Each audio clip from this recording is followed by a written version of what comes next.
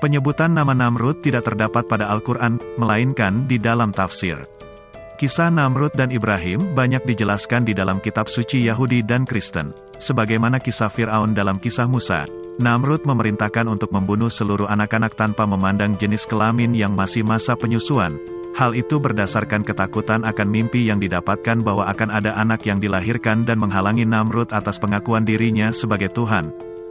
Pada tahun 4000 sebelum Masehi telah berkembang sebuah peradaban di wilayah yang dikenal dengan nama Sumire, tepatnya di lembah sungai Tigris dan Efrat, sekarang merupakan wilayah negara Irak. Naram Sin merupakan seorang raja yang sangat berbakat dalam perang, terhitung merebut 9 kemenangan dalam 1 tahun. Dengan prestasi itu Naram Sin memberikan gelar kepada dirinya, Raja keempat penjuru dunia, dan Raja alam semesta. Dengan gelar tersebut menjadikan Naram Sin satu-satunya raja Mesopotamia yang mempunyai status sama dengan para dewa. Keberhasilan lain dari Naram Sin adalah mampu menyatukan kota-kota Mesopotamia yang saling berperang menjadi satu kerajaan besar. Kekuasaan dan kekayaan yang dilimpahkan Allah Subhanahu wa Ta'ala kepada Namrud tidak menjadikannya bersyukur, bahkan menjadikannya sombong dan kufur, serta sebagai seorang raja memperlakukan rakyatnya dengan semena-mena. Di antaranya adalah menguasai sumber makanan dan minuman, di sisi lain mempekerjakan mereka dengan sistem kerja paksa dan perbudakan. Dengan kondisi kelaparan dan miskin, orang-orang melakukan berbagai cara untuk bertahan hidup.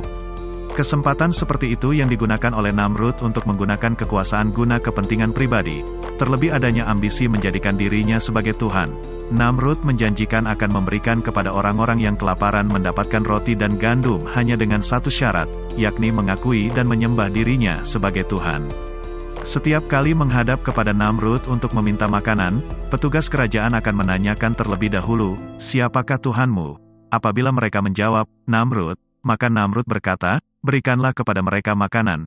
Saat Nabi Ibrahim mendatangi Namrud, petugas kerajaan menanyakan perihal yang sama, "Siapakah Tuhanmu?" Berbeda dari jawaban pada biasanya, Nabi Ibrahim menjawab, "Tuhanku adalah Allah, yang menghidupkan dan mematikan." Mendengar hal itu marahlah Namrud, dan menantang Nabi Ibrahim untuk berdialog. Dalam surat Al-Baqarah ayat 258 yang artinya, "Apakah kamu tidak memperhatikan orang yang mendebat Ibrahim tentang Tuhannya, Allah, karena Allah telah memberikan kepada orang itu pemerintahan atau kekuasaan, telah dianugerahkan bagi Namrud di dunia, kekuasaan yang sangat besar, walau demikian di hadapan Allah. Dia adalah makhluk yang tidak memiliki apa-apa. Asma al-Malik, Maha Merajai hanyalah milik Allah semata, sebenar-benarnya zat yang dijadikan oleh seluruh makhluk tempat meminta." Kekuasaan membutakan Namrud, menganggap diri dapat melakukan apa saja yang diinginkan, hingga pada pemahaman tentang kehendak menghidupkan dan mematikan yang berada di tangannya, dijelaskan pada ayat yang sama, ketika Ibrahim mengatakan, "Tuhanku ialah yang menghidupkan dan mematikan." Orang itu pun berkata, "Saya dapat menghidupkan dan mematikan." Quran Surat Al-Baqarah ayat 258. Maksud dari jawaban Namrud ialah bahwa dia mempunyai kemampuan untuk menghidupkan dan mematikan adalah dengan membiarkan seseorang hidup sebagai kemampuan menghidupkan, dan membunuh seseorang sebagai kemampuan mematikan. Sedangkan perkataan Ibrahim dengan Allah, dapat menghidupkan adalah menciptakan dari sesuatu yang tidak ada menjadi ada seperti penciptaan makhluk hidup, dari tunas pada tumbuhan atau sperma pada manusia, berkembang dan kemudian ditiupkan roh, dan Allah dapat mematikan dengan menarik kembali roh dari jasad, bukan membunuh seperti yang Namrud lakukan. Mendengar jawaban dari Namrud, Ibrahim tidak menghiraukan. Quran Surat Al-Baqarah ayat 258. Untuk membuat Namrud serta masyarakat menyembah hanya kepada Allah semata dan menyadari kesalahan mereka, maka Ibrahim membuktikan dengan menghancurkan seluruh patung-patung di pusat peribadatan dan meninggalkan satu patung yang terbesar, sebagaimana difirmankan Allah dalam Quran Surat Al-Anbiya ayat 58 yang artinya, maka Ibrahim membuat berhala-berhala itu hancur berpotong-potong, kecuali yang terbesar, atau induk, dari patung-patung yang lain, agar mereka kembali, untuk bertanya, kepadanya. Meninggalkan patung terbesar bukanlah tanpa alasan, dengan harapan apabila mereka kemudian mendapati patung-patung sesembahan hancur dan bertanya siapa yang melakukannya, maka Ibrahim akan mempersilahkan mereka untuk bertanya kepada patung yang terbesar itu. Ibrahim menjawab, sebenarnya patung yang besar itulah yang melakukannya, maka tanyakanlah kepada berhala itu, jika mereka dapat berbicara. Quran Surat Al-Anbiya, ayat 63. Sejak dari awal, Namrud mengetahui bahwa kemungkinan siapa yang berani untuk menghancurkan patung-patung tersebut hanyalah Ibrahim. Hanya saja tidak mampu untuk menunjukkan bukti yang kuat, sedangkan alat bukti berupa kapak tergantung pada leher patung terbesar yang tersisa.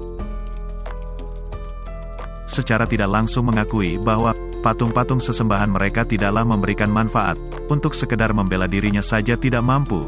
Dengan posisi terpojok atas fakta tersebut, Namrud tidak kemudian menjadi tersadarkan, melainkan menjadi marah dan bahkan memerintahkan untuk membakar Ibrahim sebagai hukuman atas apa yang telah dilakukannya.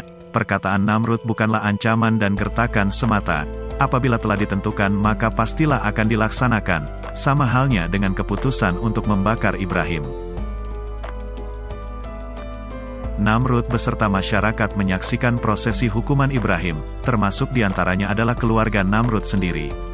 Disinilah kondisi ketika Allah menunjukkan kekuasaannya, dan menyelamatkan Ibrahim dari kobaran api. Melihat sesuatu yang mustahil dialami oleh manusia biasa, masyarakat dengan perasaan yang takjub mulai meragukan kebenaran dari Namrud dan patung-patung berhala yang disembahnya. Sebagian lainnya mulai mempercayai ajaran yang disampaikan oleh Ibrahim. Petunjuk Allah akan datang pada seseorang dan waktu yang tidak terduga. Begitu pula tatkala salah satu putri Namrud seketika melihat mukjizat Ibrahim dan bersyahadat di depan masyarakat. Hal ini menjadi semakin membuat marah Namrud dan turut pula melemparkan putrinya ke kobaran api tersebut. Dengan kehendak Allah, menyelamatkan Ibrahim tanpa terkecuali putri Namrud sendiri. Suatu ketika Namrud berkata dengan sombong menantang Ibrahim, "Jika Tuhanmu memiliki malaikat maka kirimkan kepadaku untuk berperang melawanku. Apabila mampu ambil kerajaanku." Posisi saat itu Namrud dan tentara telah berkumpul di padang yang luas untuk meringkus dan mengintimidasi Ibrahim guna menghentikan menyampaikan ajaran tauhid. Maka saat itu, tidak jauh dari padang yang luas terdapat lautan. Muncul darinya segerombolan nyamuk yang sangat banyak, seakan-akan menutupi pandangan manusia ke langit. Walau hanya seekor nyamuk, merupakan tentara yang Allah kirimkan untuk menjawab tantangan Namrud, tidak perlu mengirimkan malaikat seperti apa yang dikatakan Namrud. Dengan teratur nyamuk beriringan menuju pasukan Namrud, menyerang dan menghisap seluruh darah tentara hingga mati lemas. Disisakan oleh Allah, Namrud seorang, untuk menunda siksaan baginya dan membiarkannya kembali ke istana. Diberikan waktu berpikir selama 3 hari untuk muhasabah, hanya saja tidak mengalami perubahan pada dirinya. Maka Allah tuntaskan memberikan azab baginya, dengan memerintahkan seekor nyamuk masuk ke dalam kepala Namrud selama 40 hari lamanya, hingga meninggal dalam siksaan.